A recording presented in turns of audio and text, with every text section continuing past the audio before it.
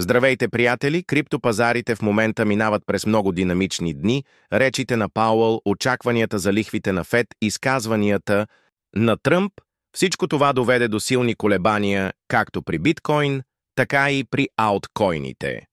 Днес ще обсъдим последните събития, как изглеждат биткоин и етериум, кои ауткоини изпъкват и каква стратегия е най-разумна в тази ситуация. Нека започнем от макространата. Последните дни всички очакваха Пауъл да бъде по-остър в изказванията си.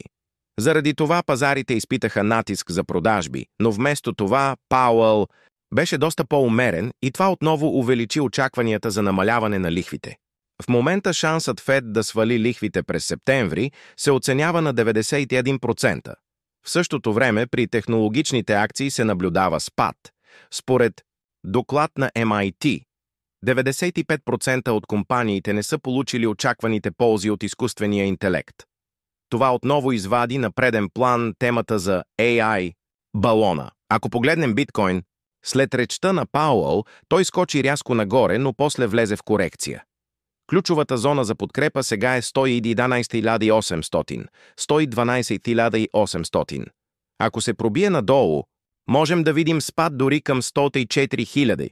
Отгоре съпротивата е в диапазона 115 000, 117 800.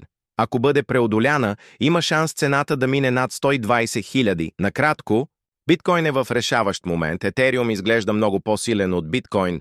След изказването на Пауъл се вдигна с 10% и почти не върна надолу. Исторически, когато етериум е надминал биткоин по резултати в даден период, това често е било началото на големи ралита при ауткоините. Освен това, доминацията на биткоин е в нисходящ тренд, още един ясен знак, че капиталът влиза в ауткоините. Кой проекти изпъкват? Суи. Силен тренд, добра дългосрочна перспектива. Аптос, АПТ. Засега трудно пробива съпротивите, но има потенциал. Chainlink. Link. Най-стабилният.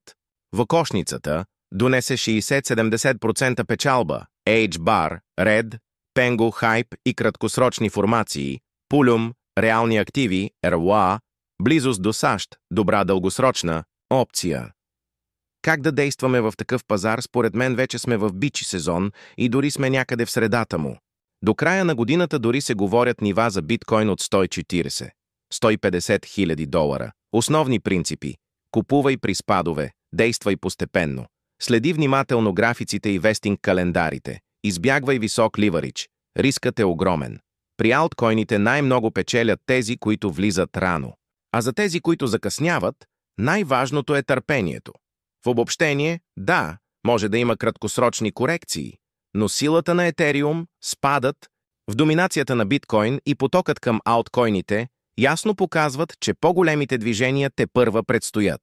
Затова вместо паника, търпение, план и дисциплина. Ако видеото ви е харесало, харесайте и се абонирайте за канала.